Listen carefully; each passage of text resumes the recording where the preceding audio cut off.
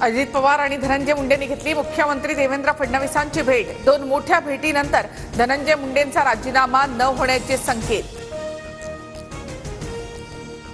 बीड हत्या प्रकरणामध्ये जर कुणाचा संबंध नसेल तर कारवाईचा प्रश्नच नाही। धनंजय मुंडे दोषी असेल तरच राजीनामा घेण्याची अजित पवार यांची भूमिका। माझ्या राजीनाम्याबाबत अजित पवार आणि फडणवीसांना अधिकार, मी दोषी आहे की नाही ते फडणवीस आणि दादांनी स्पष्ट करावं। मंत्री धनंजय मुंडे यांची प्रतिक्रिया। धनंजय मुंडेंच्या राजीनाम्याबाबत अजितदादांनीच निर्णय घ्यावा। भाजपचा राजीनाम्याशी संबंध काय? आमदार सुरेश धस यांचं वक्तव्य। सुरेश धस भाजपतले खालचे कार्यकर्ते, धस काय बोलतात याच्याशी मला घेणं देणं नाही। वरिष्ठ नेत्यांचं मत महत्त्वाचं, अजित पवारांचं धसांना प्रत्युत्तर।